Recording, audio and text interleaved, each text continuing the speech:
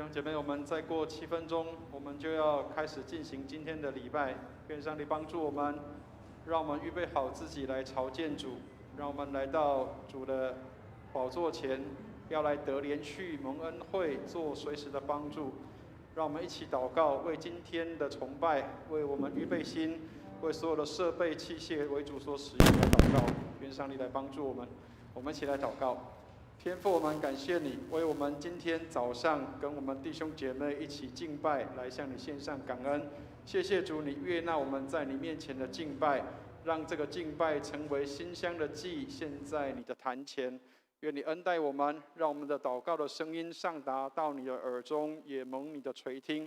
带领我们今天早上的崇拜，从头到末了，你的圣灵都运行在我们的当中。无论我们的所有的服事的同工，在台前、在台后、在台上、在台下，所有的服事都蒙你的喜悦，讨你的喜欢。所有的器械设备也都为主你所使用。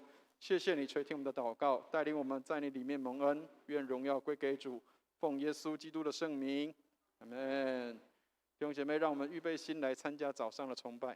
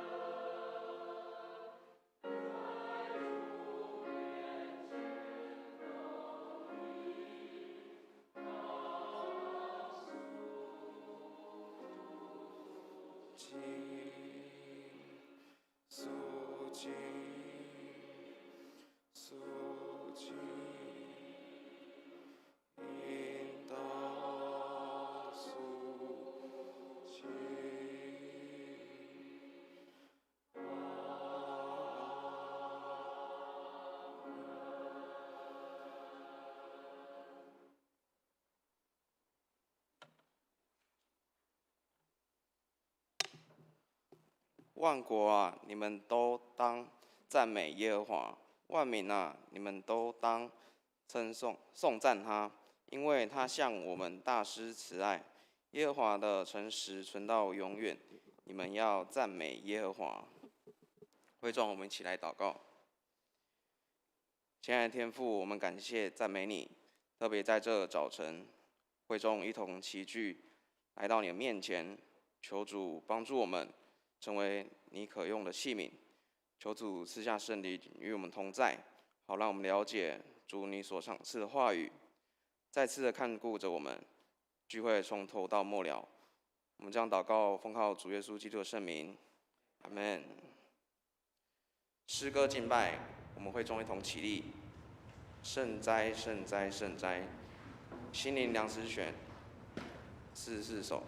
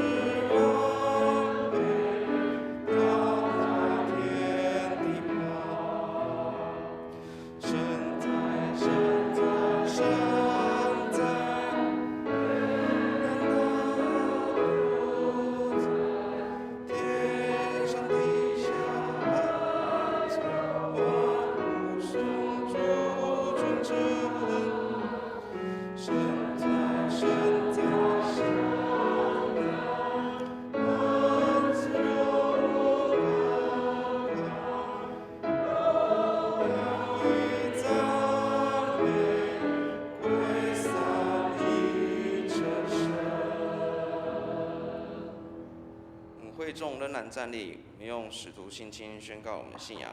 请信上帝全能的父，创造天地的主；不信我主耶稣基督，上帝的独生子，因圣灵感孕，由童贞女玛利亚所生，在本丢比拉多手下受难，被钉于十字架，受死，埋葬，降在阴间，第3天从死人中复活，升天，坐在全能父上帝的右边，将来必从那里降临，审判活人死人。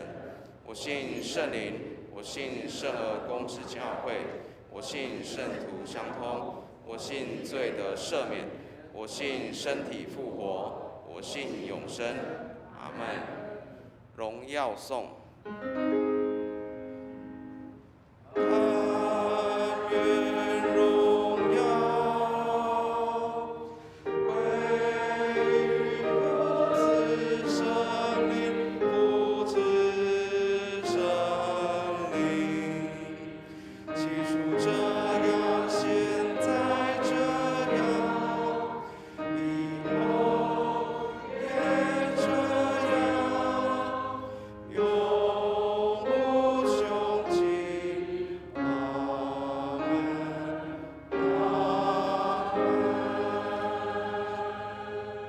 请坐。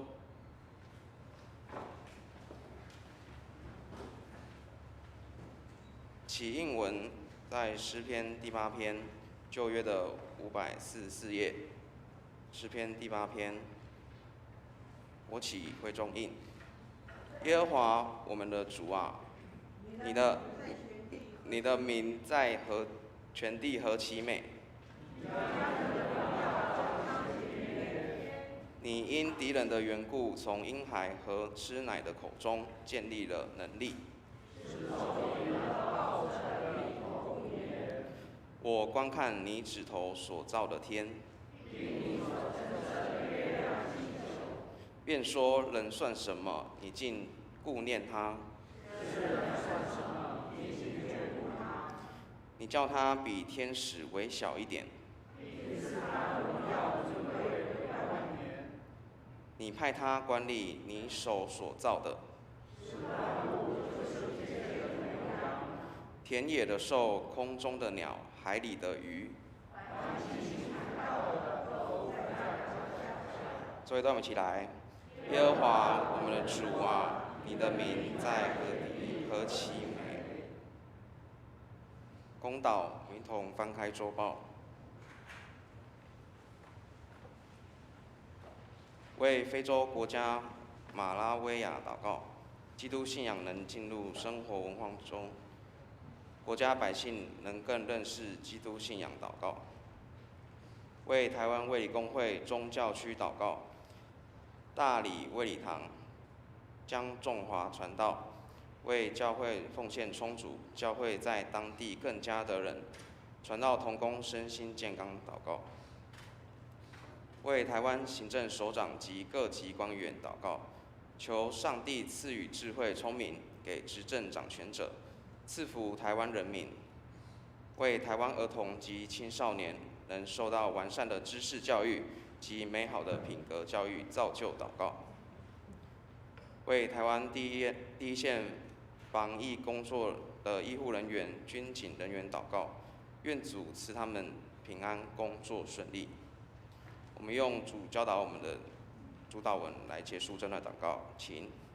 我们在天上的父，愿人所尊你的名为圣，愿你的国降临，愿你的旨意行在地上，如同行在天上。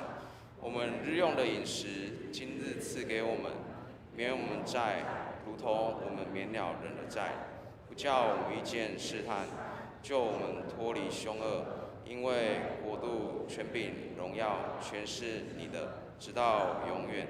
阿们。今课我们请苏品纯弟兄。弟兄姐妹平安。本周第一经课于创世纪第1章第1节至第2章第4节。以下由我来为各位攻读。第1节起，起初上帝创造天地，地是虚空混沌，深渊上面一片黑暗。上帝的灵运行在水面上。上帝说要有光，就有了光。上帝看光是好的，于是上帝就把光和暗分开。上帝称光为昼，称暗为夜，有晚上，有早晨，这是第1日。上帝说，众水之间要有穹苍，把水和水分开。上帝就造了穹苍，把穹苍以下的水和穹苍以上的水分开，事就这样成了。上帝称穹苍为天，有晚上，有早晨，这是第二日。上帝说：天下面的水要聚集在一处，使干地露出来，事就这样成了。上帝称干地为地，称聚集在一起的水为海。上帝看为好的。上帝说：地要长出植物，就是含种子的五谷菜蔬，和会结果子，果子里有种子的树，在地上各从其类，事就这样成了。于是地长出了植物，含种子的五谷菜蔬，各从其类，会结果子，果子里有种子的树，各从其类。上帝看为好的。有晚上，有早晨，这是第三日。上帝说：天上要有光体来分昼夜，让他们做记号，定节、季节、日子、年份，他们要在天空发光，照在地上，事就这样成了。于是上帝造了2个大光体，大的管昼，小的管夜，又造了星辰。上帝把这些光体摆列在天空，照在地上，管理昼夜，分别光暗。上帝看为好的。有晚上，有早晨，这是第4日。上帝说：水要滋生，众多有生命之物，要有飞鸟在地面以上，天空之中。上帝就创造了大鱼和在水里滋生的各样活动的生物，各从其类，以及各样有翅膀的鸟，各从其类。上帝看为好的。上帝就赐福给这一切，说：要繁殖增多，充满在海的水里，飞鸟也要在地上增多。有晚上，有早晨，这是第5日。上帝说：地要生出有生命之物，各从其类，就是牲畜、爬行动物，地上的走兽，各从其类，事就这样成了。于是上帝造了地上的走兽，各从其类，牲畜各从其类，和地上一切的爬行动物各从其类。上帝看为好的。上帝说：我们要照着我们的形象，按着我们的样式造人，使他们管理海里的鱼、天空的鸟、地上的牲畜和全地，以及地上爬的一切爬行动物。上帝就照着他的形象造人，照着上帝的形象创造他们。他创造了他们，有男有女。上帝赐福给他们。上帝对他们说：要生养众多，遍满这地，治理它，要管理海里的鱼、天空的鸟和地上各样活动的生物。上帝说：看啊，我把全地一切含种子的五谷菜蔬和一切会结果子，果子里有种子的树，都赐给你们，这些都可做食物。至于地上一切的走兽，天空一切的飞鸟，并一切在地上爬行的有生命的动物，我把绿色植物赐给他们做食物，事就这样成了。上帝看一切所造的，看哪，都非常好。有晚上，有早晨，这是第6日。天和地以及万象都完成了。到了第7日，上帝已经完成了造物之功，就在第7日安息了，歇了他所做一切的功。上帝赐福给第7日，将它分别为圣，因为在这日上帝安息了，歇了他所做一切创造的功。这就是天地创造的来历。以上是第1经课。第2经课于哥林多后书第13章第11节至第13节。哥林多后书第13章第11节至第13节。第11节起，末了，弟兄们，愿你们喜乐，要追求完全，要接受鼓励，要同心合一，要彼此和睦，如此，慈爱和平的上帝必与你们同在。你们要用圣洁的吻彼此问安。众圣徒都向你们问安。愿主耶稣基督的恩惠、上帝的慈爱、圣灵的感动，常与你们众人同在。以上是神的话。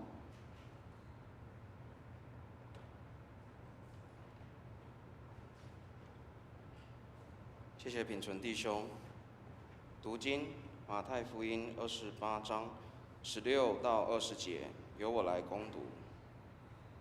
16节，11个门徒往加利利去，到了耶稣约定的山上，他们见了耶稣就拜他。然而还有人疑惑。耶稣近前来对他们说：“天上地下所有的权柄都赐给我了。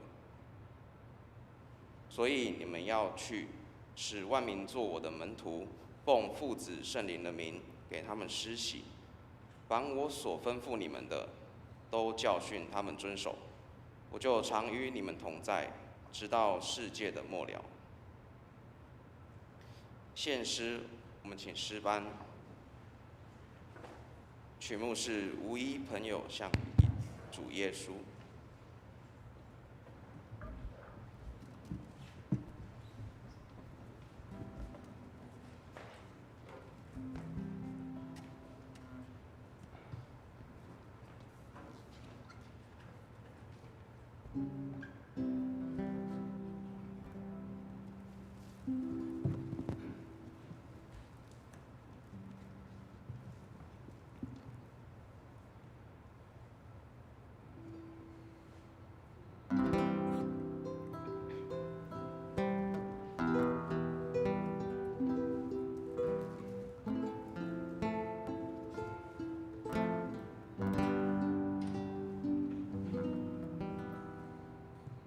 无人如此可靠像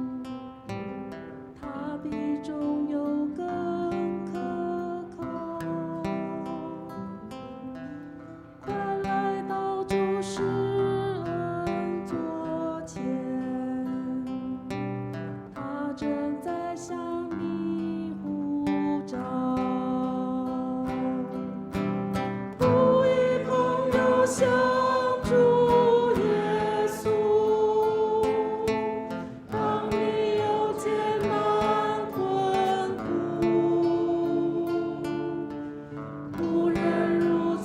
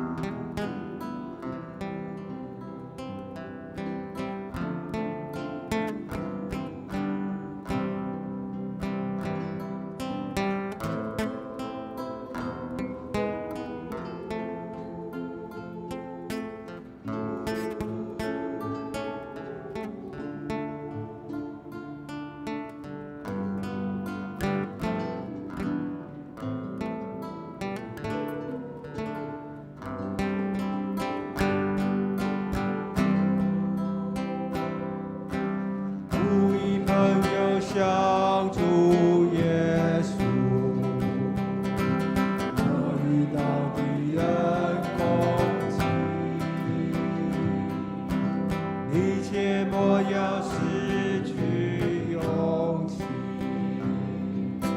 主必保佑你到底。无一朋友相助耶稣，当你有艰难困苦，无论如此可靠相助耶稣，时时都有他看顾。无一朋友相助耶稣，一生道路他引领，我们总担向他施行，主有怜悯赦罪恶。无一朋友相助耶稣，当你有艰难困苦，无论如此可常相助耶稣，时时都有他看顾。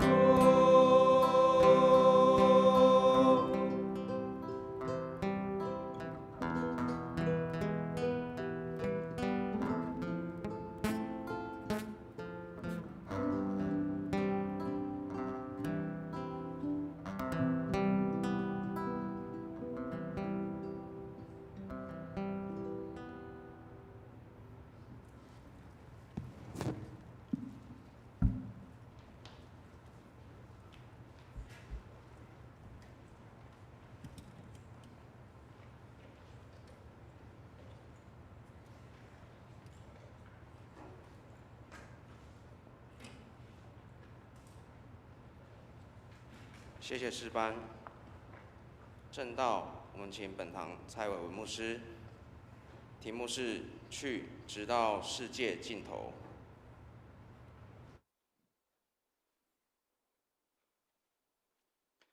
无一朋友像主耶稣。亲爱的弟兄姐妹，你有没有这个最好的朋友？有时候我们在觉得孤单、寂寞、觉得冷的时候，我们需要有一位朋友站在我们的身边，不是要去做指导者，不是要去做一个教导者，是一个真正的朋友陪在身边，也不是奴役我们的。很多人对上帝的印象是，好像上帝是至高，然后我们好像他的仆人，所以好像我们跟上帝是不太对等的。我们人只能够成为上帝的仆人，不能够成为上帝的朋友。但是，亲爱的弟兄姐妹，圣经里面却让我们看到，耶稣成为我们的朋友，上帝成为我们的朋友。有一个人，他被称为是上帝的朋友，这个人叫亚伯拉罕，他是一个跟上帝同行的人。上帝说：“这是我的朋友。”所以，亲爱的弟兄姐妹，你会不会希望上帝成为你的朋友？很多民间信仰的人不敢把神明当作他的朋友，所以我常常跟弟兄姐妹讲说，你可能在车子上面你会贴“上帝与我同在”、“耶稣与我同在”，但是你没有看过有一部车会贴“关公与我同在”，你不会看过有一部车贴“三太子与我同在”为什么？怪怪的，对不对？好像这些神明他只会帮你解决问题 ，OK， 解决问题完了就算了。但是你不要常常来找我，听过这种意思吗？台语有一个歌这样唱的，他说：“平常时无联络，住伫倒位嘛唔知，黑暗时啊才会来。”听得懂意思吗？这个对，平常不要联络然后这个你住哪里我也不知道你也不要来找我我需要的时候你再来就好了。所以很多人的信仰把上帝当成是这样。所以亲爱的弟兄姐妹，如果你把上帝当成也是这样的话，我需要的时候你才来，我不要的时候你不要来，那么我们就是把上帝当成民间信仰的神明一样，拿来拜，换个神而已。你需要改变你的生命跟信仰，不是把上帝当成是卫生纸，听得懂卫生纸的意思吗？折起来放在屁股后面，要用的时候很好用，拿起来，卫生纸很好用，擤鼻涕，用完之后放回去，可是这个口袋鼓鼓的，不太舒服。亲爱的弟兄姐妹，上帝不是要成为你的主人而已，上帝不是只要成为你的主，他要成为你的朋友，他要成为跟你是有关系的，是可以跟你互动的。亲爱的弟兄姐妹，上帝帮助我们，每一天我们都跟上帝有美好的互动，让我们跟上帝像朋友一样交谈。亚伯拉罕每一天他都跟上帝有美好的交谈，他甚至可以跟上帝讨论讨价还价。知道那个讨价还价的意思吗？上帝本来跟他喊价50，他说不行，那个可不可以少5个？45个可不可以？不行，30个可不可以？20个可不可以？10个可不可以？你知道可以跟上帝讨价还价的，大概只有这个人啊。所以上帝帮助我们，让我们可以跟上帝成为好朋友，让我们也可以常常跟他有美好的互动。愿上帝祝福我们。开始前一样跟大家分享一个笑话，一个故事，只是一个笑话，但是希望我们也可以透过这个来反省自己会不会这样啊。有一个人他去买包子，然后他问包子店的老板说：“请问这个包子热吗？”这个包子店的老板说：“当然热啊，刚蒸好的，不热免钱。”好，这个买的人说：“那请你帮我包4个冷的包子。”为什么？因为冷包子不用钱嘛，热包子要钱啊，对不对？那所以冷包子就不用钱了，然后不冷的就免钱了那就这样。亲爱的弟兄姐妹，我们很容易想要去占人家便宜。比如说，有些店家他就会贴一个招牌说：“不好吃免钱。”其实你都已经快吃完了不好吃免钱亲爱的弟兄姐妹，上帝帮助我们，让我们用诚实的心去面对事情，而不是只是要占人家的便宜。但是当你得到便宜的时候，千万不要觉得便宜是这个价格很低廉的，或是便宜是不好的东西。很多时候反而便宜或是不用钱的，反而是无价的。听得懂那个意思吗？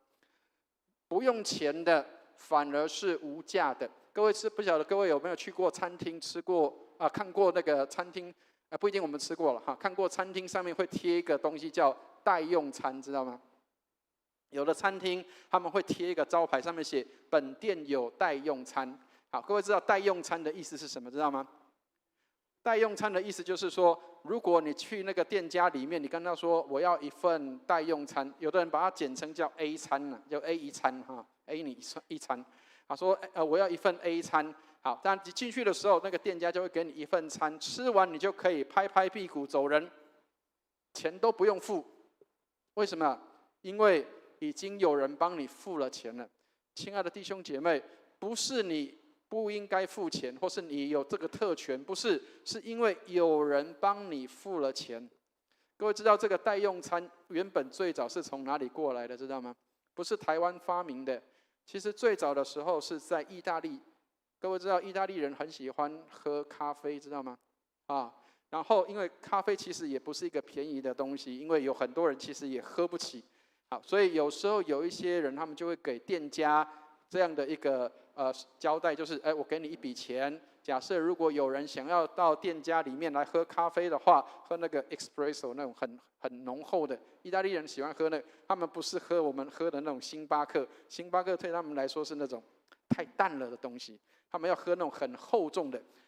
如果有人要喝的话，你只要给他这个代用餐，就是你只要点就可以给他喝，他不用付钱都可以走人，因为有人帮他付了钱。亲爱的弟兄姐妹，免费的不一定是叫做价格低廉的或是便宜的，有时候免费的反而是无价的。没有人应该为你付这些代价，但是他为你付上这个代价，是因为爱的缘故。所以，亲爱的弟兄姐妹，当你领受到免费的恩典的时候，要记得感谢跟感恩，因为有人帮你付上了这个代价。愿上帝帮助我们。我们一起举起圣经来祷告，愿上帝的话进入我们的心中，成为我们的帮助和力量。让我们一起来念这个祷文，我们一起念，请。这是我的圣经，他说我是谁，我就是谁；他说我拥有就拥有，他说我可以就可以。今天神的话要来教导我，我诚心悔改，我心里警醒，我灵谦卑受教，我就不再一样。奉主耶稣基督的圣名，阿们。圣经要常常翻哦，要不然的话，有时候你知道有的页数会粘在一起，所以如果你的那个每一页跟每一页之间常常粘在一起，那表示你可能比较少翻圣经了。希望我们的每一本圣经都是松松的，不要是紧紧的，好不好啊？好，各位知道孔子曾经讲过说，益者三友，知道吗？什么叫益者三友？有质、有量、有多闻，叫做益者三友，对不对？好。那知道有质有量有多闻意思是什么吗？有质就是这个朋友是一个很正直的人啊，这个朋友是一个量是诚信的意思，这个人是一个诚信的人，这个人是一个正直的人，这个人是一个博学多闻的人，这个叫做益者三友。那现在的益者三友是什么？有读有回有按赞，听得懂意思吗？我们现在常常在 Facebook 上面或是 LINE 上面，对不对？我们希望人家有读有回，而且还要帮你按赞啊，那个叫做益者三友。我们现在的这个跟过去比较不一样了。其实我们都希望被关注，为什么？因为好像这样可以关注到我在做些什么，好像了解我在做些什么。我们都希望有朋友。亲爱的弟兄姐妹，上帝帮助我们。现在的人的观念跟过去的人比较不一样，以前的人比较重视隐私，现在的人比较重视我要被人看见。而且要有回应，你不回应，表示你对我有一些不满，或者是好像我觉得我有点失落了。亲爱的弟兄姐妹，我们不是要被别人来评断我们的价值跟我们的这个人的这样的一个身份，并不是这样的。很多时候我们希望，虽然我们不一定当网红，但是有点类网红的感受。我希望被关注到，我希望人家会注意到我发了什么信息。亲爱的弟兄姐妹，其实我们需要转变一个想法跟方法，就是我要放上去的是对人有帮助的。刚刚说有质有量有多闻，那个多闻的意思就是他的知识是丰富的，是可以供应人的。箴言里面说，智慧人的口舌教养多人。所以期待弟兄姐妹，我们能够成为智慧的人，我们的口舌能够教养多人，能够帮助别人，让别人因我们能够得帮助。愿上帝来帮助我们。好，所以我们今天看的经文是一个相当重要的一段圣经。我们在教会里面，我们很常去注意到的东西叫做彼此相爱，这个叫做上帝的诫命。他说，我给你们一条新命令，是叫你们彼此相爱。所以我们教会里面做的最好的大概就是彼此相爱。我们很会彼此相爱，我们很会打招呼，我们很会去供应别人的需要，我们很会去这个跟别人有很好的关系。但是各位知道，圣经里面还有一段话是耶稣告诉我们说，应当要去这样行的。除了彼此相爱以外，另外有一个东西叫做大使命。好，这个大使命是什么？就是今天所读的圣经，在马太福音的28章19节到20节。好，所以我想很多弟兄姐妹，如果你小时候就在教会里面长大，你读这个主日学的时候，主日学老师可能会教你背这个金句这个天上地下所有的权柄都赐给我了，所以你们要去，使万民做我的门徒，奉父子圣灵的名给他们施洗，凡你所吩咐我们的都教训他们遵守，就常你们同在，直到世界的末了。很多人很会背，包括我们的孩子可能也很会背，但是很多人不晓得这段话对我们的意义是什么。很多时候我们常常会背，但是我们不一定做得出来。听得懂意思吗？我们很会读，但是我们不一定能够行得出来。所以耶稣告诉我们，那个大使命是什么？使命就是你有这个任务，你有那个任务，你要去做这件事情。好，请我们来看一下，上帝是一个宣教的上帝。为什么我们说上帝是一个宣教的上帝？他实际上用他的行动来做一个表达。所以很多人不晓得说，上帝要我们去传福音，或者是上帝要我们去这个让万民能够成为他的门徒。耶稣说，你们要万民做我的门徒。很多人不晓得，上帝自己也在做这样的事情，来传递这样的一个重要的信息。上帝自己本身就是一个宣教的上帝。听得懂意思吗？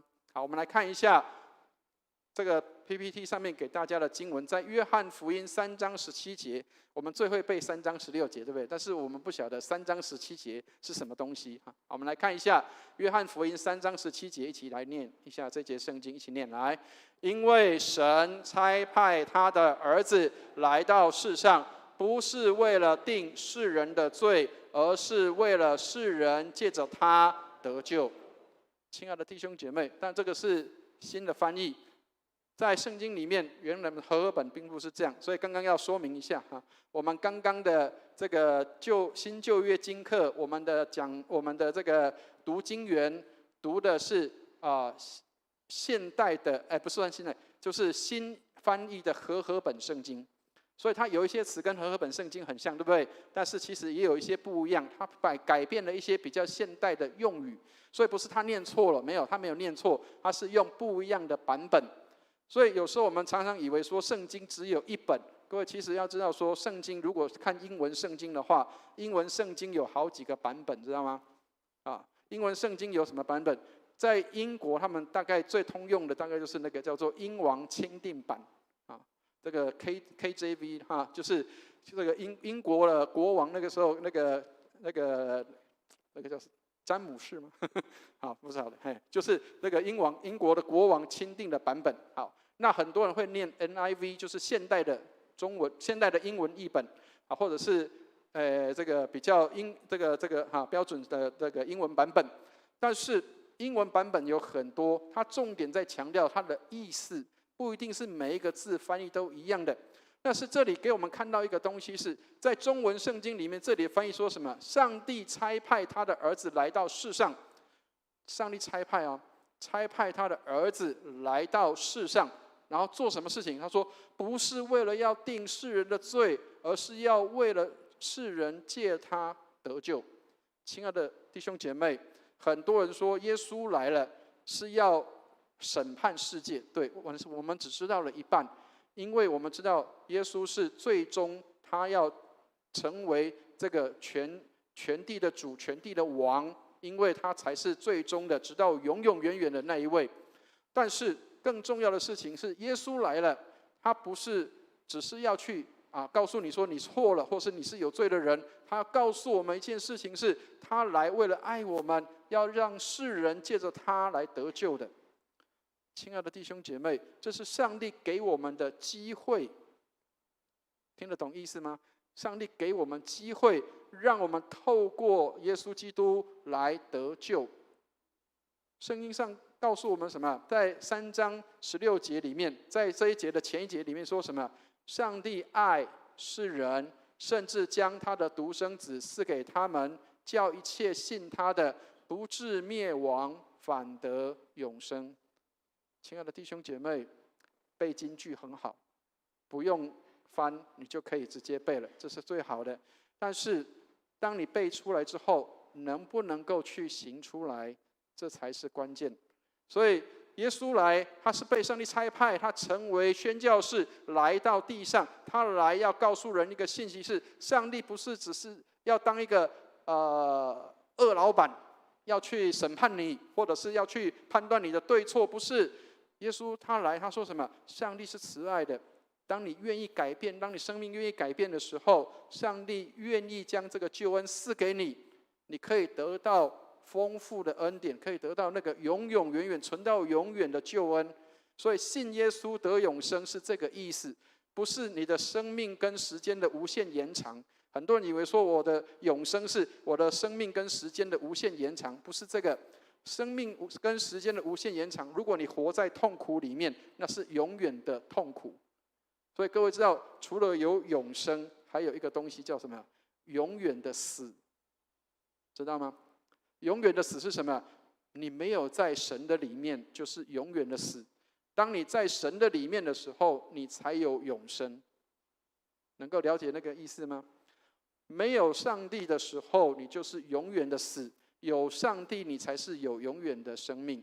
所以，亲爱的弟兄姐妹，上帝差派他的儿子来，不是要定世人的罪，而是要让世人因他得救的。好，所以我们很多时候也知道说啊，传福音很重要。可是各位知道，其实传福音我们有很多状况是，我们不是真的在传福音，我们可能在传一个祸音，知道吗？灾祸的祸，我们不是在传福音，我们是在传祸音。好，什么叫祸音？请大家看一下，有一个蔡松惠牧师，他画了一个漫画，他给我们一个提醒。好，这个最上面有一个，他说批判别人的宗教。很多时候我们在传福音的时候，我们会去批判人家，说你看你这个信的是假神，你信的这个是不好的、不对的。我们知道，当然知道，但是很多时候我们带来的批判，反而让别人更离上帝更远。我跟师母，我们在12年前，我们去东港、去嘉东开拓教会，所以东港的教会是我跟师母去开拓的。然后各位知道，东港每3年要玩一个东西，叫什么？知道吗？王船，对不对？王船祭。好，那王船祭的时候，几乎是整个镇东港镇的活动，那国小、国中都全部动员的。好，然后各位知道，我们去开拓教会其实很不容易，因为你要在那个叫做艰困战区哈。艰困战区是那个偶像崇拜很多的地方，要去那边开拓是困难的。好不容易我们招了一批这些孩子们，他们在教会里面上客服班。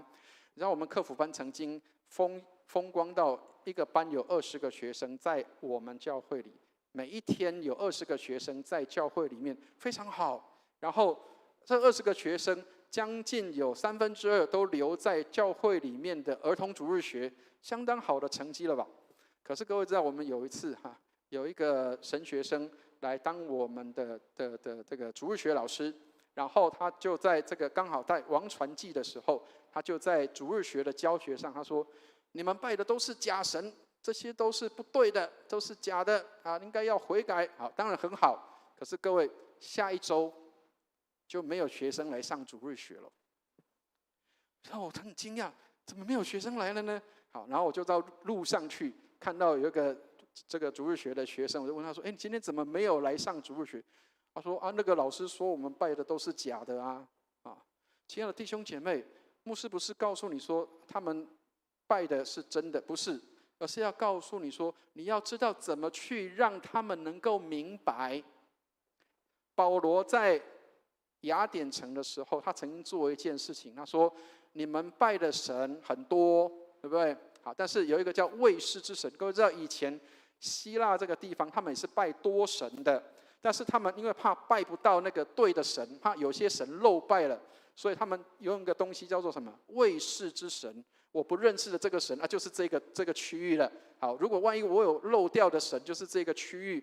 保罗说什么？他说什么？他不是去责备他们，他说你拜的很多神，但是他说有一个神是你们未曾认识的。亲爱的弟兄姐妹，不是去批判别人的宗教信仰，而是告诉他们有一个上帝是你未曾认识的。亲爱的弟兄姐妹。不要让你的福音变成跟别人是对立的，让你的福音是让别人容易接受跟进入的。所以第一个，不要随便去批判别人的宗教信仰；第二个，更糟糕，叫做强迫别人接受，知道那个意思吗？很多时候我们传福音的时候，强迫别人接受，有没有听过有很多人说：“哎，我不小心被抓去受洗了。”听得懂意思吗？很多人被抓去受洗，为什么？我根本不晓得啊，为什么就突然间就被抓去洗了？不知道。你愿意信？好，愿意信就赶快拉去洗了。亲爱的弟兄姐妹，不要这样子，让人能够认识上帝，这是美好的祝福，让人能够认识。第三个，这也是我们看过很多人会用的方式，用什么叫做伪福音？用伪福音去诱惑人信主，比如说什么？信耶稣之后，你就可以一帆风顺；信耶稣之后就无灾无病；信耶稣之后，癌症都会好了；信耶稣之后，失业都会找到工作，所有的事情都解决。有这样的事吗？没有。信耶稣改变你的生命是对的，但是信耶稣不是代表我信了耶稣之后，从此以后我就一帆风顺，没有任何的灾祸。信耶稣，让我们在遇到灾祸的时候，知道我不孤单，因为有上帝与我同在。我们很多时候用假的福音，信耶稣之后，哇，你全部都没有问题了，或甚至为了要让人家信耶稣，我们你信耶稣带你去日本玩，信耶稣带你去韩国玩，信耶稣带你去有什么样的收获？亲爱的弟兄姐妹，福音不要这样传，这不是真的福音。好，第四个，我们来看一下他说什么？不了解自身的信仰。很多时候我们好会去传福音好，我带你信耶稣请问一下，这个经文里面哪一条圣经刚刚这个福音3章16节在讲什么？我不太清楚，我可能还要再找一下资料。传福音的人自己本身对自己的信仰不一定了解跟清楚，很多时候我们就成为那个去做这样事情的人，以至于我们没有接受到好的装备就去做这个事情。当别人问我们的时候，不知道怎么回答。亲爱的弟兄姐妹，当你不会回答的时候，也不要觉得失望或难过。他在提醒你什么？我需要回到成人主日学，我需要回到课堂上，我需要回到教会里面去上课。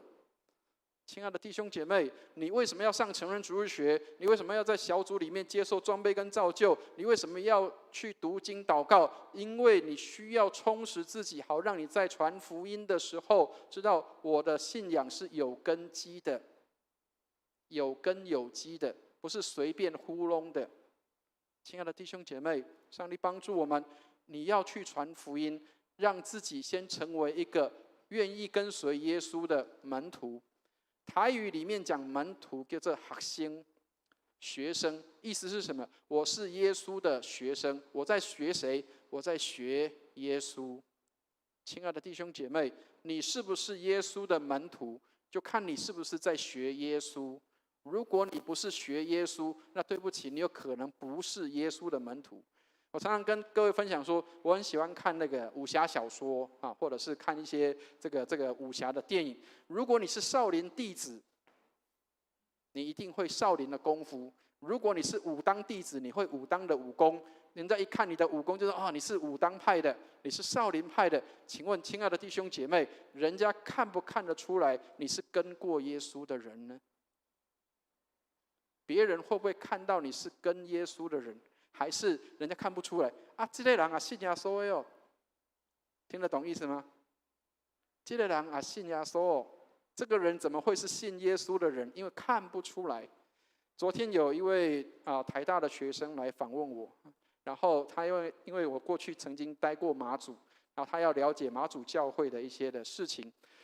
各位知道，在马祖的基督徒虽然是少数，可是以前早期很兴旺，以前早期马祖的基督徒很兴旺，但是各位知道，兴旺当中也不乏有一些叫做不是那么认真的基督徒，所以当地的人都会称他们一个名称各位知道有一个名称很好玩，他们当地会称呼这个名称叫半天吊。听得懂意思吗？半天吊是什么？知道吗？吊在半空中，你地狱下不去天堂你也上不去，吊在半空中叫半天吊。为什么？因为你信耶稣了嘛，所以你不会下地狱可是你的行为不像个基督徒。听得懂意思吗？亲爱的弟兄姐妹，要小心我们会不会也是半天吊呢？求上帝帮助我们好，所以这个就是最后讲的，没有生命的见证，没有生命见证的时候，就会是像那个半天吊一样好，我们很多时候也会对宣教也会有一些误解。刚刚讲的是传福音，各位要先跟各位理清楚，宣教跟传福音是两码子事哦。宣教是宣教，传福音是传福音。传福音是什么？传福音是宣教的方法之一，但是宣教是比较广泛的。宣教是你要用各样的方式让人来信耶稣，不是只有一种方式。所以各位记得，我们今年有请过一个宣教士，他们用圣经翻译来作为宣教的方法。各位可以了解意思吗？所以传福音只是宣教方法中的一种，它不是就等同于宣教，不是它是方法的一种。但是你为了什么要去做这个事情？这个叫宣教好，那很多人会去误解的东西就是什么？好像把短宣当宣教了。各位知道，我们在台湾，因为我们可能现在稍微恢复了，有很多人开始要去做短宣了。可是事实上，以前我们常常听过短宣，各位知道很多短宣都是去1个礼拜，去到别的地方，然后去到那边去把福音传给人家。其实好像是你在这边传腻了，然后去到别的地方传看，人家会不会信耶稣？其实不是这样的，不是这样的。很多时候我们以为说我们去帮助别人，但是事实上我们并不了解，其实短宣是训练自己，不是只去帮助别人。其实你帮助的地方不多。很多时候我们常常会说我们募集宣教基金去帮助人家宣教。事实上，宣教士需要的不一定是金钱，很多时候宣教士需要的是肯定、鼓励跟祷告。很多时候我们在意的是去这个宣教士去，或者是宣教工作去，多少人信耶稣，觉知的人有多少，我们常常去注意这些，但是我们没有去注意到什么叫做宣教。跟大家讲一个实际上的案例，其实宣教有时候反而会带来给人家很大的困扰。刚刚讲了，就是以前在这个东港的时候，我们以前在东港的时候是在布道所，是刚开拓的小教会，所以我们跟当地的一些的学校都有合作，甚至我们到学校去办夏令营。有一个澳洲来的短宣队，有一队澳洲来的短宣队到我们那边去做协助，人家来协助我们当然很好啊，我们当然很希望很喜欢人家来跟我们做协助。可是各位知道，你来要当协助者，而不是要造成别人的困扰。听得懂意思吗？好，知道很多，因为国外短宣队来嘛，各位知道，也许国外的气候天气比我们好很多，所以夏天的时候或许没有像我们这么热，所以他们来到台湾的时候很热，他们一来就告诉我说：“牧师，可不可以帮我们订有冷气的房间？我们要有冷气才睡得着。”好 ，OK， 好，我们订有冷气的房间。各位知道布道所啊。然后呢，这个牧师，你们这个学生40个，我们要招收40个学生，你们要有40把剪刀。为什么要有40把剪刀？因为我们要做劳作，每一个学生要有1把剪刀。我们是布道所，40把剪刀，我要去哪里生40把剪刀？可不可以我们给学生轮流一下，让他们剪一下？不行，要一起工作。这样才会有达到效果，好吧？那就给你40把剪刀，拼命去买了40把剪刀，买给他。好，然后呢，当然我不能否定他们的工作，因为他们真的很热情，只是要用对方法好，在工作的当中，带队的那个牧师他很热情，好，所以他看到人就传福音，就告诉他4律，告诉他3福。好，结果呢？有一个那个拎着便当送餐的小弟送餐过来，他就抓着他，年轻人，我跟你传福音，给我10分钟，我给你全世界给你10分钟，我给你福音，好然后当然人家邀请你，你不好意思拒绝，你当然就好。可知道他跟人家要10分钟，其实要了多久？要了半个小时。然后别人在受迫于，对不起，我还要送便当，让我走吧。你信耶稣就可以走了，信耶稣真的让他走了。我信。各位知道，隔天老板就来我们家投诉了。你们这些信耶稣的人是怎么样？是为什么要干扰我们工作上班的时间呢？亲爱的弟兄姐妹，你的福音是福音还是祸因？需要去知道，你对别人的帮助是什么？你的行动对别人带来祝福，还是对别人带来受伤害？所以我们搞很多的活动，取代我们应该有的行动。我们可能很重视我们办了什么活动，但是我们却没有真正去爱邻舍。比如说我们有可能办了一个爱邻舍活动，我们要去对我们的邻居好，办很多爱邻舍活动，但是我们却没有每一天的去爱我们的邻舍。听得懂意思吗？不是活动，亲爱的弟兄姐妹，我们不是要搞活动，而是要做什么？而是要每一天的行动。所以大使命不是让你办一个大使命活动，不是，而是你每一天都要这样做的。耶稣说你们要去，那个去是你每一天都要去做这样的接触，去跟人做这样的接触。亲爱的弟兄姐妹，你每一天都可以跟还没有信主的福音朋友，跟他们有美好的相处，透过这样的一个行动方式，让他们认识耶稣。我们当中的姐妹们，当你去买菜的时候，你能不能够接触到有一些还没有信主的人，然后认识，让他们能够有机会也认识福音？我所谓的认识福音，不是马上要信耶稣，不是，而是让他知道你的生活各方面跟别人不一样，因为你是有耶稣生命的人。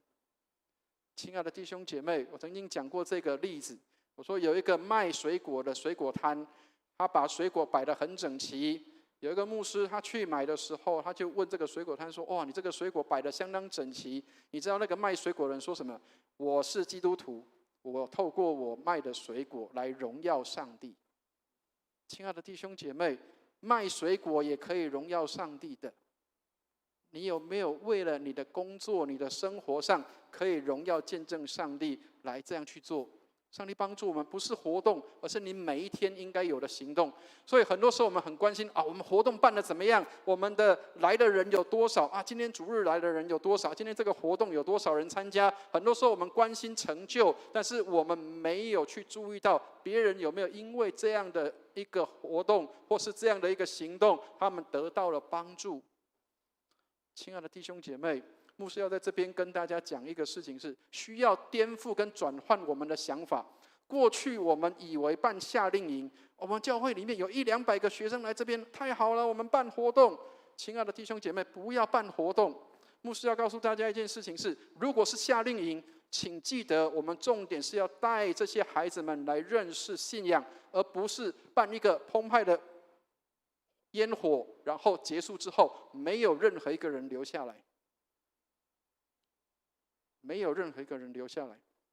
这是我们在教会里面一个很悲哀的事情，是孩子们来到教会里，他没有觉得这个教会应该以后会成为我的属灵的家，因为这里我只是来玩活动。亲爱的弟兄姐妹，不是要办活动，而是福音的行动，每一天的福音行动，不要只为了办活动而来活动的。所以耶稣传的福音是什么？不是上天堂的福音，它是上帝国的福音。记得那个差别，不是叫你上天堂。耶稣的福音不是上天堂的福音，是上帝国的福音。所以我们来看一下19节的地方，耶稣说什么？19节我们一起来念一下19节，一起念来。所以你们要去，使万民做我的门徒，奉父子圣灵的名给他们施洗。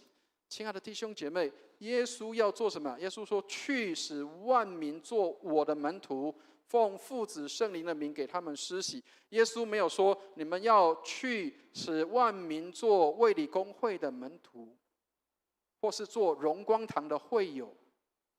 听得懂意思吗？耶稣说什么？要去使万民做我的门徒，而且是什么？奉父子圣灵的名给他们施洗。今天你传福音带信主的人，不一定要进到荣光堂。今天你传福音带信主的人，不一定要进入卫理公会。今天你带信主的人，要成为主的门徒，学耶稣的学生。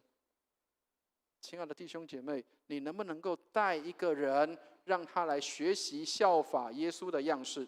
所以耶稣并不是叫我们你带学知信主很好，当然觉知信主很好，但是要带他们成为主的门徒，学习效法耶稣。你说学习效法耶稣怎么效法？你怎么效法耶稣，你就带他怎么效法你，你就知道怎么效法耶稣。可以了解意思吗？亲爱的弟兄姐妹，保罗在哥林多前书11章1节里面说什么？他说：你们要效法我，像我效法耶稣一样。所以带人信耶稣的人，你自己要先成为耶稣的门徒，你才能够带领人成为耶稣的门徒。这样可以了解意思吗？你自己不是耶稣的门徒，你没有办法带领别人成为耶稣的门徒。这样可以了解意思吗？好，你要先吃过那个东西好吃，你才能够带领别人吃那个东西嘛。我很感谢弟兄姐妹，有很多弟兄姐妹对牧师很好，对牧师师母很好，有时候会请我们去吃饭，然后我们就很有幸的在高雄虽然我不是在地人哈，但是我们在高雄也吃了很多美食。各位知道有很多弟兄姐妹介绍的时候都说：“哦，这是我们高雄最好吃的什么什么东西。”亲爱的弟兄姐妹，那是因为他有吃过哦。如果今天他没有吃过的话，他告诉你的这些东西都是很虚的，听得懂意思吗？自己都没有吃过，你怎么去告诉人家说这个东西好吃呢？你有吃过，你才能告诉别人说这个东西好吃。我曾经讲过这个例子，就是以前我在神学院念书的时候，在景美，各位知道景美夜市，我上次在木栅讲到的时候，我也讲过同样这个例子。结果那个姐妹说：“对，我吃过，我知道那一家。”我在景美夜市的时候看过一家那个水煎包店，然后排很多人在那里。我想说那家店真的那么好吃吗？找一天去排看看。结果真的去排了，排完了之后，买到吃完，惊为天包。之后就回到宿舍里面，告诉我的同学说，一定要去那间店买，那间店的包子太好吃了。亲爱的弟兄姐妹，你们要尝尝主恩的滋味，便晓得他是美善，投靠他的人是有福的。如果你是吃过耶稣的人，你就会告诉人家耶稣很甘甜，耶稣很美，耶稣很好。那如果你讲不出来，那恐怕就是你吃不到，或是你没吃过。听得懂意思吗？吃过的你一定会告诉别人说很好，我吃到了之后，我吃得非常好。亲爱的弟兄姐妹，上帝帮助我们。20节，我们一起来念一下20节，一起念来。凡我所吩咐你们的，都教训他们遵守，我就常与你们同在，直到世界的末了。今天的题目叫做去直到世界的尽头。如果我们当中有人喜欢看海贼王漫画，年轻人应该就知道了，海贼王漫画什么？直到世界的尽头，听过这个话吗？那个漫画里面，海贼王他要杀到世界的尽头。亲爱的弟兄姐妹，耶稣给我们什么？你要到世界的尽头做什么？直到世界的尽头都有上帝的同在，前提是什么？要照着上帝所吩咐的去教导别人遵守。耶稣说：“我就常与你们同在，直到世界的末了。”其实从19节到20节里面，这里面所有的动词都是分词，而且都是现在制。为什么？因为那表示是同一个行动。当你这样做的时候，它就是会有这样的一个状态。当你传福音给人的时候，上帝说：“我就与你同在，直到世界的末了。”亲爱的弟兄姐妹，我们很渴望、渴慕上帝的同在，但是耶稣说，要使万民做他的门徒，奉父子圣灵的名给他们施洗，凡主所吩咐的都教训他们遵守。主说：“我就常与你们同在。”亲爱的弟兄姐妹，上帝帮助我们与神同在，我们要按照上帝的话去行的，教导人，让人能够认识上帝。所以每一个要成为基督门徒的人都要学习基督的教导。我们成为基督的门徒，要学习耶稣基督的教导跟样式。所以刚刚强调了，为什么你要上成人主日学？为什么你需要接受上帝的话？因为你要成为一个耶稣的门徒。你要先成为耶稣的门徒，你才能教导人成为耶稣的门徒。所以很多人希望把教会延续到家庭的里面，那么我们要把教会带进家里面。要怎么带进家里？在教会你怎么做，你就回到家里面你也是这样做。你在教会里面会读经祷告，那么请你回到家里面你也要读经祷告。如果你在教会里唱诗敬拜赞美上帝，那么你回到家里面，请你也要回到家里面唱诗敬拜赞美上帝。刚讲到了，有很多人在家里的见证跟在教会里面不一样。在教会里面，哇，好有见证，每一天都在那边读圣经，在教会里面读好多经文。但是回到家里面呢？回到家里面，有没有人会说：“你是信耶稣的，太棒了。”或者是“我不知道这个人是信耶稣的。”亲爱的弟兄姐妹，上帝帮助我们把教会带进你的家。你在教会怎么做，回到家里面也是这样做的。所以圣经说：“我就常与你们同在，直到世界的末了。”主的同在让我们的心有荣耀的凭据跟泉源。当你传福音让人信主的时候，你有那个凭据，因为你自己是这样的，所以你能够传递这样的信息。所以福音不是只有上帝国的进入上帝国的方式，也是在上帝国里面生活的方式。所以不是天堂上面才过这个福音的生活，是我们在地上就要这样过的。福音是改变人心的，福音能够改变教会跟群体，所以不是只有未信者需要福音，是信的人，我们每一天都需要福音。你要住在福音的里面。保罗说，福音是上帝的大能，要救一切相信的人。所以你要无时无刻住在福音的里面，住在耶稣基督的里面。福音就是耶稣基督，福音在讲的是耶稣基督，你要常住在耶稣基督的里面。所以将来我们要进到那个永远的国里面，就是神是永远的这个君王，他是至大的王，要带领我们进到那个永恒的里面。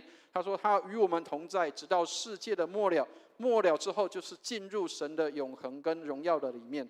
亲爱的弟兄姐妹，信耶稣不是让我们只有在这个末日审判的时候可以逃避末日审判，而是让我们进入神的荣耀里。最终我们要进入的是神的荣耀的国度的里面。上帝帮助我们，让我们进到神的国度里面，而不是在门外哀哭切齿。听得懂意思吗？各位，圣经里面有10个童女的故事，有听过吗？10个童女，5个懂得预备油，5个不懂得预备油。结果到后来，各位知道新郎跟新娘在里面开 party 的时候，有5个在外面做什么？圣经说他们哀哭切齿。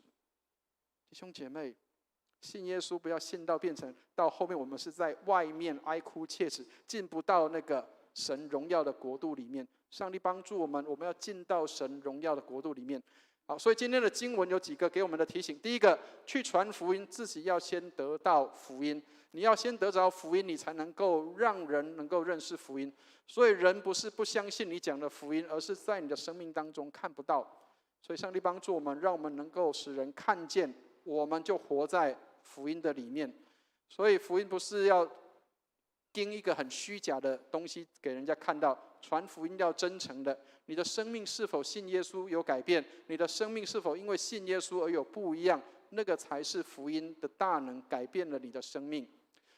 所以哥罗西书1章28节说，我们要传福音，是用各种诸般的智慧劝诫个人，教导个人，要把个人在基督里完完全全的引到神的面前来。上帝帮助我们，你有耶稣，人家就从你的里面看到耶稣；你没有耶稣，人家就看到你表面上像个基督徒，但是没有基督徒的生命。第二个，去传福音要传什么？要传悔改跟信耶稣。很多时候我们只传了一半，我们只叫人家信耶稣。各位知道，我不太喜欢告诉人家说，你只有来教会，你来教会要做什么？你要教会要遇见神的，你要遇见神做什么？要悔改，遇见神要悔改，生命要改变，要调整。悔改跟信耶稣是连结在一起的，所以传福音不是只有传一半，信耶稣很好，可以，但是还有另外一半，就是你要改变你的生命，你的生命可以从此不再一样，因为耶稣可以改变你的生命。耶稣不是只是要让人家上天堂，耶稣是要带领我们能够进入上帝的国度里面，而不是上天堂的福音。所以人要谦卑来到上帝的面前悔改，而不是只是为了不要下地狱。刚刚讲了，不是当那个半天吊，下去下不去，但是上去也上不去。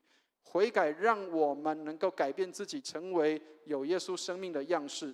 所以耶稣常常在传福音的时候说，天国近了，你们要悔改。所以传福音要带来悔改的信息，包括我们自己也要成为一个悔改的人。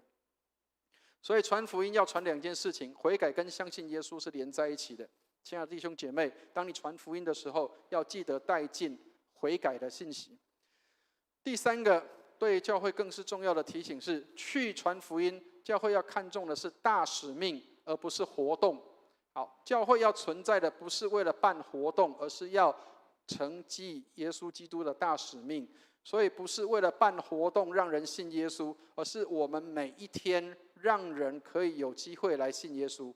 上帝帮助我们，让我们看到，不是你要办一个很大的活动，我们在这边办了布道会，所以大家都决志的，不是这样。你的生活跟生命见证耶稣，带领人信主，这样才是真实的一个平常每一天在做的行动，而不是只是为了办活动。大使命不是活动，而是你每一天的行动。所以教会的成功不是在于我们有多少的会友在教会里面聚会，而是我们差派多少人可以进到生活当中，进到每一个领域里面去为主做见证。所以亲爱的弟兄姐妹，要受差派进到世界，这才是我们的使命。复兴的教会不是有多少人做礼拜，而是要有多少人出去成为具有影响力的人。亲爱的弟兄姐妹，如果你在你的职场上，在你的家庭里，在你的社会当中，如果你能够带来影响力，那么透过你的基督徒的生命，把基督的信仰带进那个生命里面，带进那个环境里面，那就是传福音。透过这样的一个方式，让人家感受到信耶稣是很好很棒的。跟大家讲过一个案例，以前我的家乡，我老妈在以前有开店的时候，在店旁边有一个美容院，这个美容院，然后有一个阿嬷，有一个这个老人家是帮人家洗头的一个阿嬷，然后各位知道他洗头的时候，人家来洗头的时候，他就坐着，然后帮人家洗头。边洗头的时候，他说：“来信耶稣，信耶稣就好诶。”听得懂意思吗？来信耶稣，信耶稣就好。他是洗头的人，但是他用什么来传福音？帮人家洗头的时候就传福音了。所以千万不要觉得我要当传道人才能够传福音，不是，我要当小组长才能传福音，没有，不是要有什么学历或能力，你当一个洗头的人就可以传福音了。你的工作在荣耀你的上帝，亲爱的弟兄姐妹，帮人家洗头就可以传福音了。所以不要错失上帝给我们的机会，抓住机会，我们就传福音给需要的人。抓住机会就传福音给需要的人。我最近看了一个电视的影集，让我心里面很感动。当然我不确定这个人是不是基督徒，如果他是基督徒是最好的，但是如果他不是基督徒，那么基督徒更应该有这样的一个精神。有一个妈妈，她一样在美容院里面被人家整理头发，然后有一个小女生刚出生6个多月没有多久，爸爸跑掉了，妈妈被关在监狱里面，没有人要领养这个孩子。然后那个洗头的那个妈妈，她就对这个洗头的人说：“这个小朋友，你愿不愿意领养他？如果在你们家当孩子，一定很幸福的。”这个妈妈二话不说，就把这个孩子接到家里面来，领养了这个孩子。这个妈妈其实她已经50岁了。自己的孩子都很大了，他居然还要带一个六个多月大的小朋友到他的家里面。后来这个小朋友渐渐长大，现在都念小学5、6年级了。这样的时间里面，自己不干自己的事情，但是他愿意能够做这样的事情，因为这个洗头的老板娘做见证说：“这因兜的囡仔是很好的，做他们家的孩子是很棒的。”亲爱的弟兄姐妹，有没有人会因为你说信耶稣的人，你信耶稣很棒，所以我要像你一样信耶稣？求上帝带领，让我们能够成为这样有影响力的人，让人可以因为我们来认识这个信仰。愿上帝帮助我们，我们一起祷告。天父，我们为今天领受你的话向你献上感恩。你的话是灵，是生命，让我们能够里面有福音的热情在我们的里面，好让我们抓到机会就向人来传递福音，让我们传的是福音而不是祸音，让我们给人的是美好的祝福而不是咒诅。谢谢你施恩带领我们，让我们带着使命出去，无论在哪里，祝福都随着我们，也让我们无论在哪里都为你做美好的见证。感谢主垂听我们的祷告，愿荣耀归给主，奉耶稣基督的圣名，阿们。谢谢牧师。圣餐诗歌，我们会众一同起立，与主合一。我们唱心灵粮食选第300首第1段。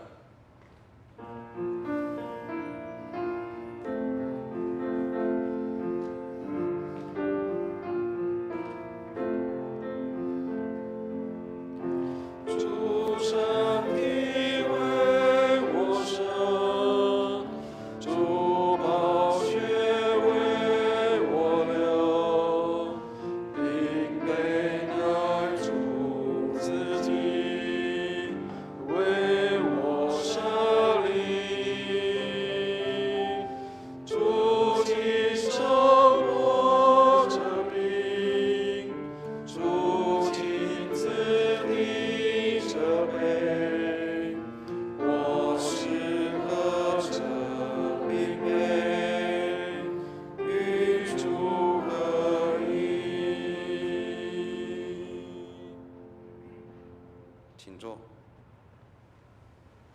姐妹，我们要预备心来领受圣餐。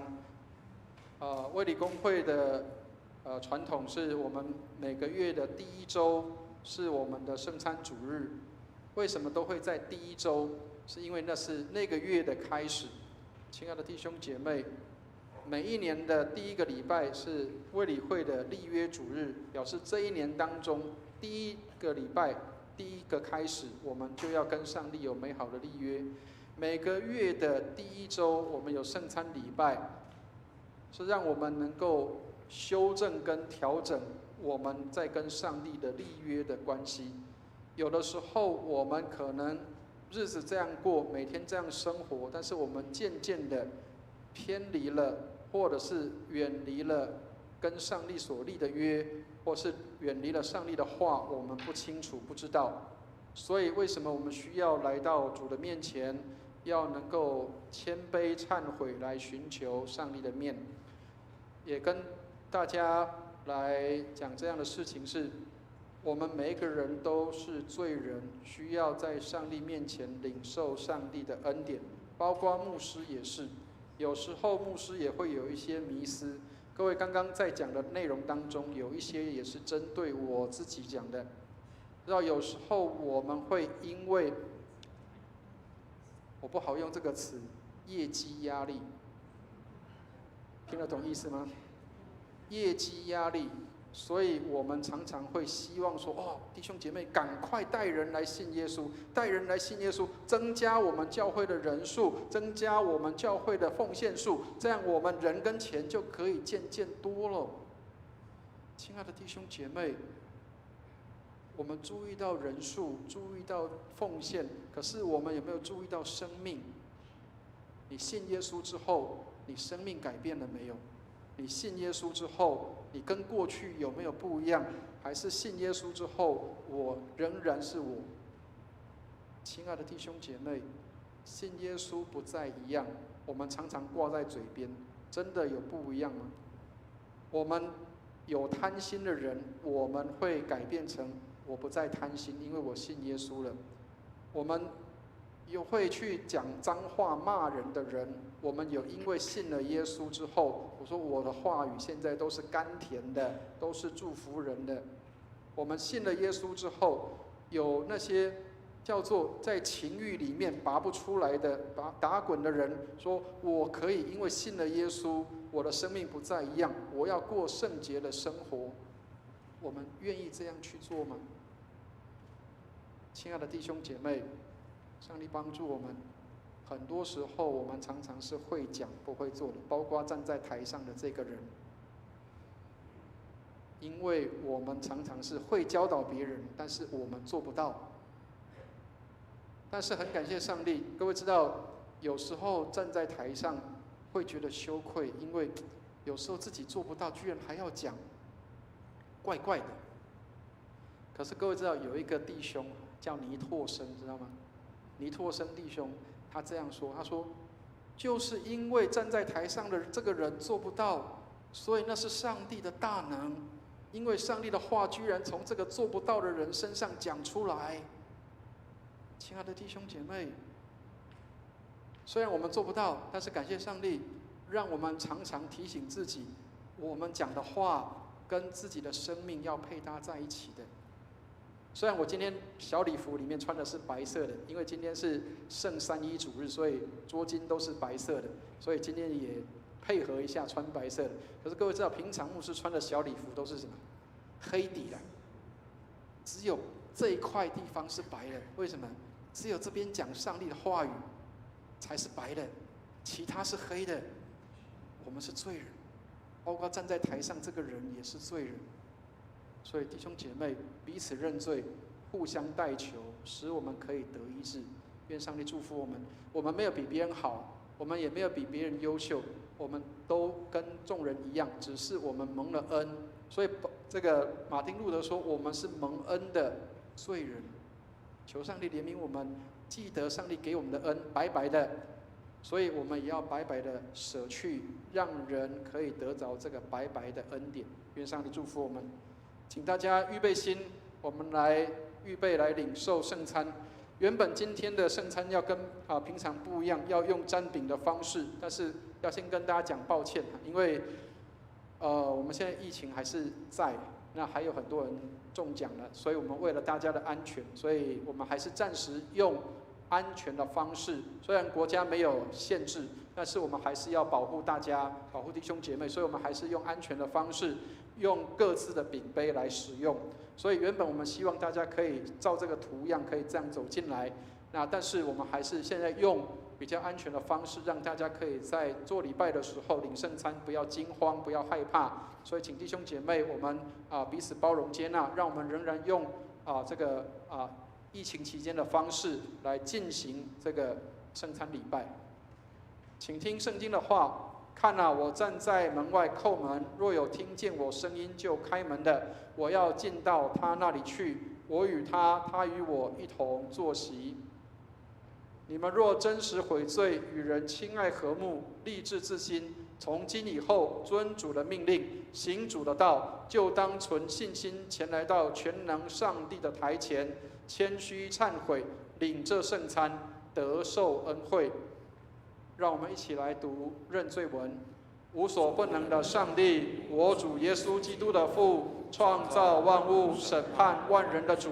现在我们承认及悔恨我们的种种罪恶，我们素来在思想上、言语上、行为上都有过犯，得罪主，干犯主的圣怒。现在我们诚意忏悔，求慈悲的父怜悯我们。为主耶稣基督赦免我们从前的罪，又赐恩典，叫我们从今以后改过自新，遵主的圣意，永远服侍主，将尊贵荣耀归于主的圣名。这是靠我主耶稣基督求的。请听解罪文。无所不能的上帝，我们的天父，主曾发大慈悲，应许将赦罪的恩赐给诚心悔罪、真实信靠主的人。现在求主怜悯我们，赦免我们，求主坚固脱离我们一切，求主救我们脱离一切罪恶，激发我们，坚固我们，使我们勇于为善，能得永远的生命。这是靠我主耶稣基督求的。阿们。请听圣经上对谦卑懊悔的人所说的话：若有人犯罪，在父那里，我们有一位中保，就是那义者耶稣基督。他为我们的罪做了挽回祭，不是单为我们的罪，也是为普天下人的罪。我们来读心中仰望文。你们心里当仰望主，我们心里当仰望主。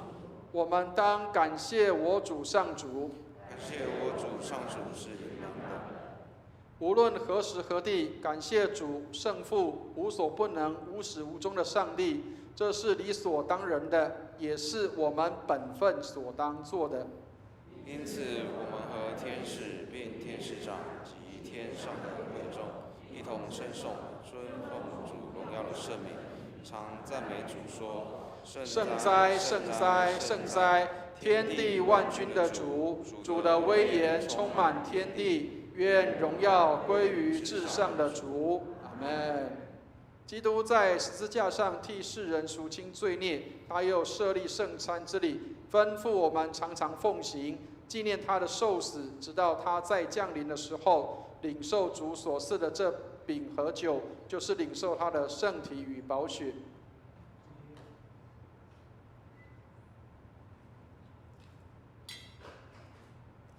主耶稣被卖的那一夜，拿起饼来，祝谢了，就拨开说：“你们拿着吃，这是我的身体，为你们舍的，你们应当如此行，为的是纪念我。”饭后又拿起杯来，祝谢了，递给他们说：“你们都要喝，这杯是我立新约的血，为你们和众人免罪流的。你们每逢喝的时候，要如此行，为的是纪念我。”我们一同来念谦恭敬主文。慈悲的主，我们到主的圣桌前，不敢靠自己的义，唯靠主的大恩典。唯主永无更改，常施怜悯，叫我们能领受上帝爱子耶稣基督的圣体与宝血。使我们犯罪的身体和灵魂都可被他的宝血洗清，而获得丰富的生命。我们就常住在基督里面，基督也常住在我们里面。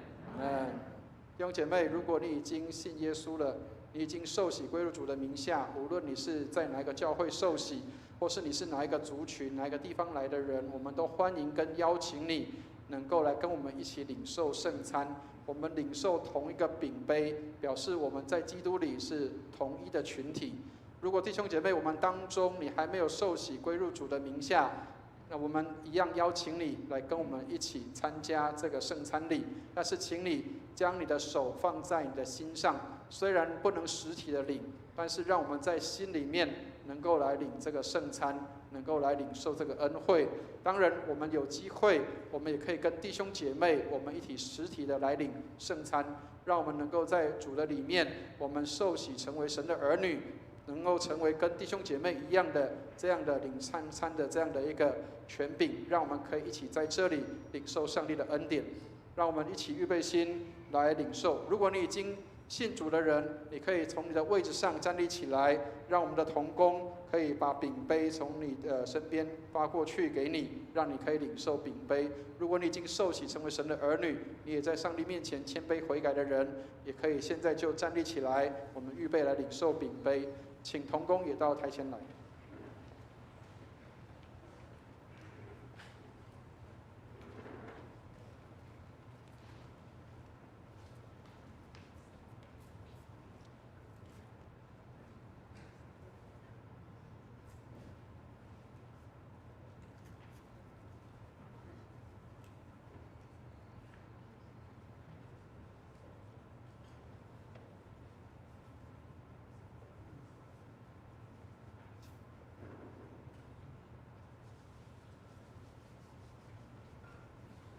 弟兄姐妹，让我们预备心来领受饼杯。这是主耶稣的身体，为我们舍的，保守我们十分的平安。耶稣的宝血为我们免罪流的，保守我们十分的平安。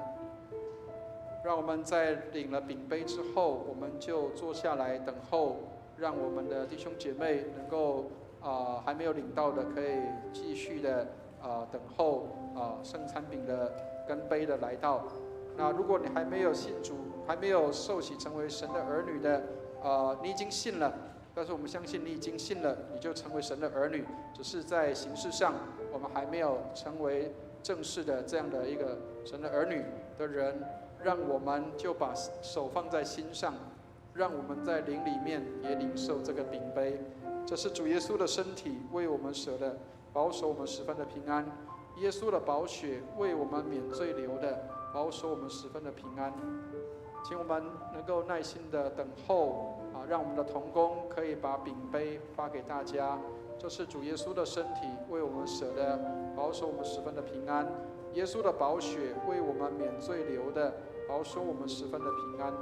让我们在基督里成为新造的人，旧事已过，都变成新的。上帝祝福我们，让我们透过饼杯，使我们能够成为与主合一的新造的人。在基督里，我们成为神的儿女。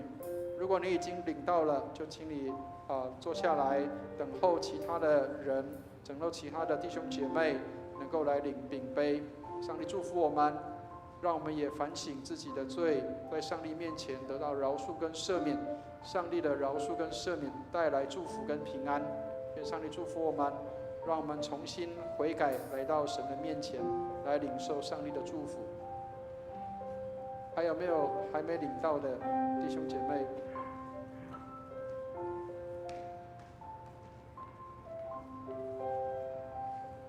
主耶稣的身体为你舍，保守你十分的平安；耶稣的宝血为你免罪流，保守你十分的平安。主耶稣的身体为你舍，保守你十分的平安；耶稣的宝血为你免罪流，保守你十分的平安。主耶稣的身体为你舍，保守你十分的平安；耶稣的宝血为你免罪流，保守你十分的平安。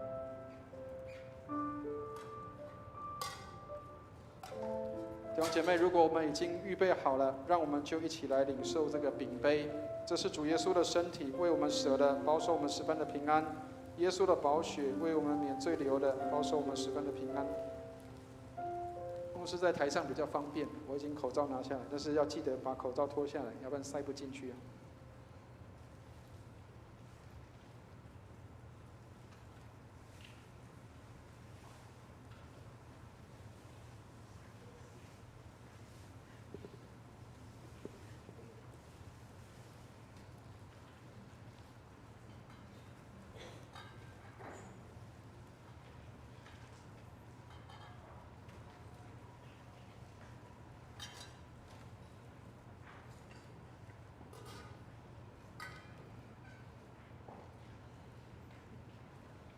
弟兄姐妹，我们最后来念奉献求恩文，我们一起来透过这个祷文来祷告，赞美和感谢主，借着主耶稣基督舍身流血，得蒙赦罪与诸般的恩赐，现在将自己献给主，做合宜清洁的活祭，恳求主使我们得蒙主的大恩鸿福。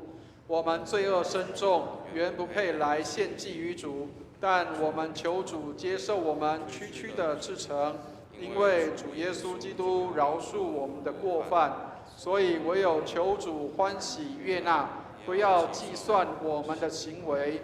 但愿尊贵荣耀归于无所不能的圣父、圣子、圣灵三位一体的主，永世无尽。阿们。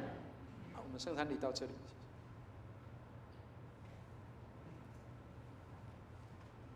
会众一同起立，我们来唱与主合一的第2段。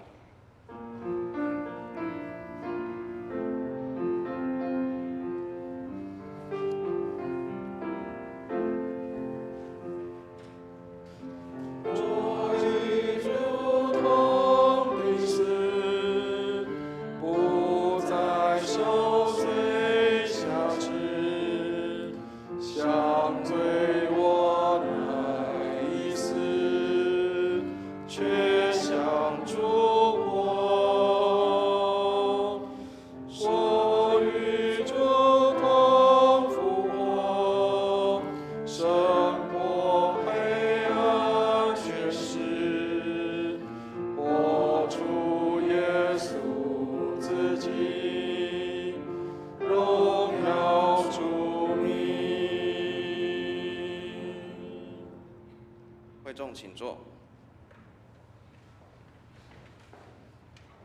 我们一同为奉献来做祷告。我们请司献的同工到台前来。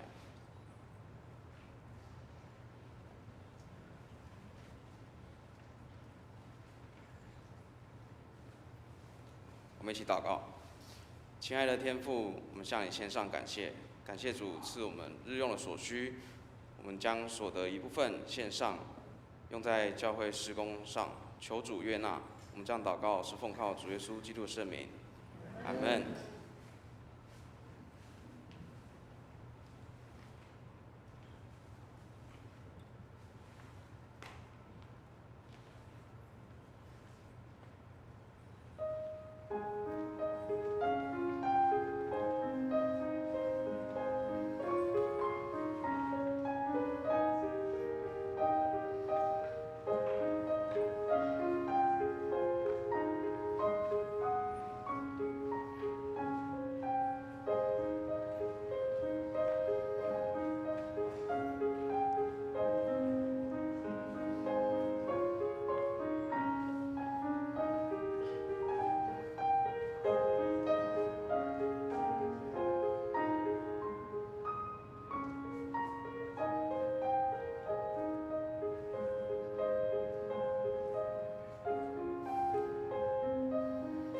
我们一同起立。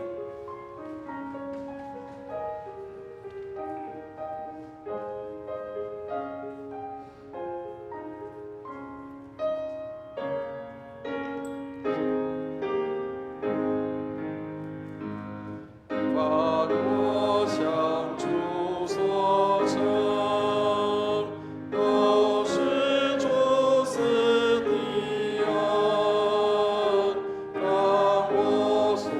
有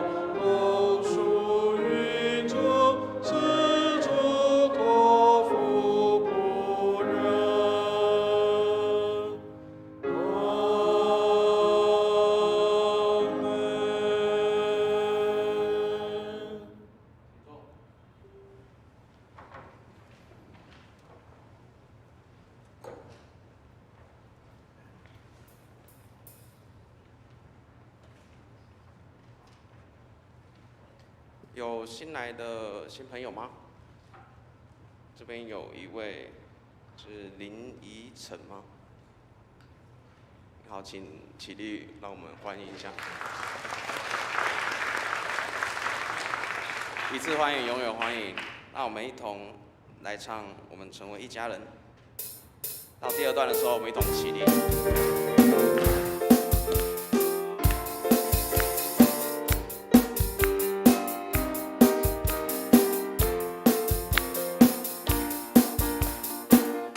我们成为一家人。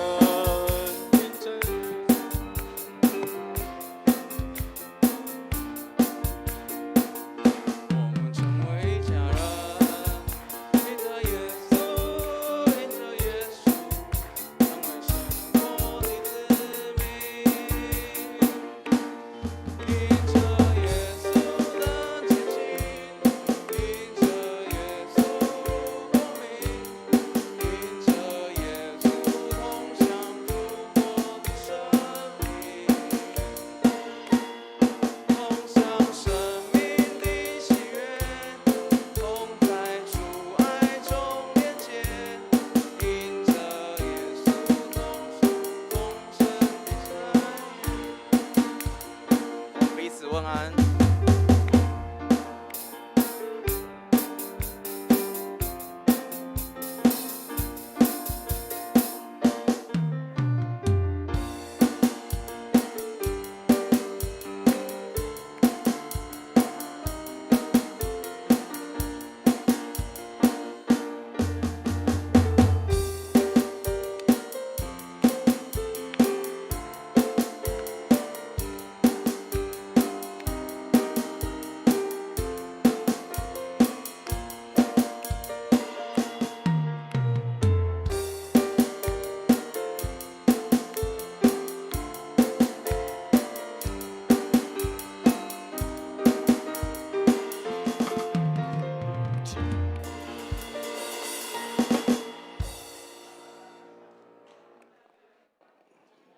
大家请坐。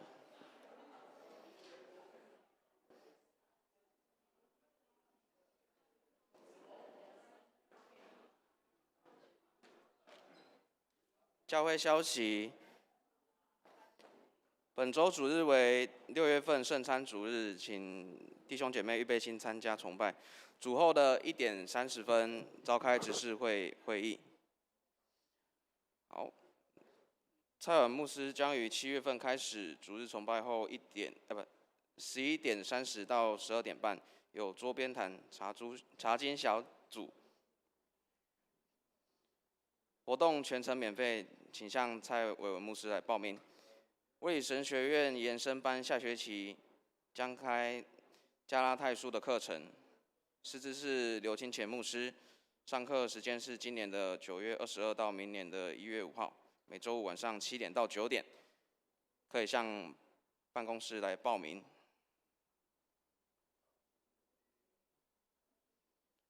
成人主日学将于6月11日结业，并颁发全勤奖。那请为学员课程学习祷告，师资身心健康来祷告。教会将于6月10号开教会崇拜事工课程。那对于崇拜有兴趣了解的弟兄姐妹，欢迎参加，向我报名，或者是向属于姐妹来报名。教会将应征行政干事，那有弟兄姐妹有推荐的人选，那的话可以将履历交给办公室。教会制服学院课程即将结束，那有于6月17星期六上午10点举行春季班成果发表，欢迎弟兄姐妹来参加。教会将于6月19到6月21共3天安排至澎湖探宣，请为领队赵少文弟兄及团员出入平安祷告。为教会复兴守望，邀请弟兄姐妹来参加周四的7点半的周四晚上7点半查经祷告会。让我们一同来关心事项来代祷。那教会聚会以不强迫来戴口罩。那如果身体还是不适或者是有安全疑虑的话，仍然可以佩戴口罩。好，那教会爱心基金捐款为本堂对外社会关怀专款用途。那希望大家可以一同来关心及代祷。好，以上，牧师有什么要做补充的吗？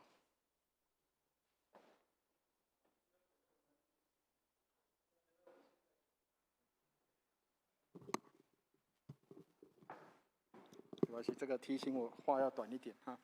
好，弟兄姐妹，我们现在还是在疫情中哈，就还没完全结束，所以还是有一些弟兄姐妹会比较容易受到感染，所以我们请弟兄姐妹，我们尽量的在室内空间，我们还是尽量能够戴上口罩，能够来保护自己跟我们的其他的弟兄姐妹的安全。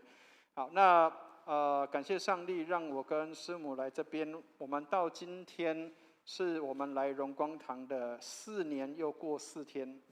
那感谢上帝，让我们可以在这边跟弟兄姐妹一起有4年多的相处的时间，但是有3年都是在疫情当中了哈，所以感谢主，让我们可以一同度过这个3年多的风雨的时间，让我们可以在这边有一起的参与。那愿上帝祝福我们，让我们继续的往前行，继续的让我们的荣光堂往前来迈进。好，那几个事情跟大家做一些的宣布，就是我们6月10号。是我们有一个崇拜训练的课程，那就是在就是来了这个礼拜6。那弟兄姐妹如果想要了解教会的崇拜的一些的事工跟事项，欢迎能够来参加这样的一个训练课程。不限你有没有参与在这个服事当中哈，所以如果你想了解教会的一些服事的工作，都可以来参与跟参加。那另外一个部分就是我们在7月份，就是成人主日学结束之后，7月份我们会有一个桌边谈的查经小组。刚各位有看了哈，不是写错字，是真的是喝茶的茶。那我们希望大家可以边喝茶边聊天哈，边喝茶边找茶边喝咖啡边聊是非都可以哈。那可以跟牧师有一些我们可以有一些这个谈论，或者是在这是在这个小组当中，我们可以有一些的主题性的，我们可以来一些的分享。那所以你也可以邀新朋友，邀一些福音朋友来参加。这个话题不是只有限基督徒才会去谈论的或是只有限这个信仰群体才有的，是我们非信仰群体当中人也可以参与的。所以请弟兄姐妹也可以邀新朋友来参加所以上面有写了啉牧师茶找牧师的茶也可以或者是要这个喝咖啡聊是非也可以。所以请弟兄姐妹，我们有机会让福音朋友，我们可以来参与在这个福音的事工上，让我们可以有机会向他们来传福音做见证这个是我们在未来在暑假当中会有的一段时间的小组的安排这个是教会的一个安排跟规划。好，那我们也请执事同工预备今天要开执事会。那今天也有这个崇拜施工的同工的开会，要请同工们都注意时间以上，谢谢。会众我们一同起立，3、1颂。普天之下万国万民，齐声赞美父子圣灵，三位一体，同荣同尊，万有之源，万福之本。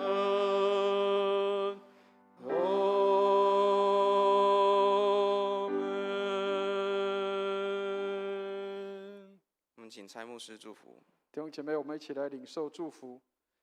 慈悲怜悯的天父，差遣我们，让我们能够为你的爱子做美好的见证，将这样的大使命放在我们的里面，透过圣灵让我们更有效的传递，让人更能够有机会来认识耶稣。愿我主耶稣基督的恩惠、天父上帝的慈爱、圣灵的感动与交通，常与我们众人同在，从今时直到永永远远。阿门。阿门颂。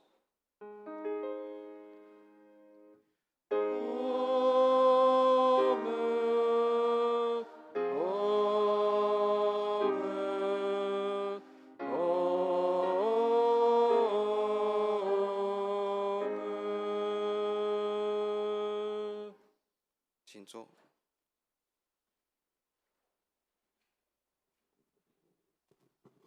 点乐。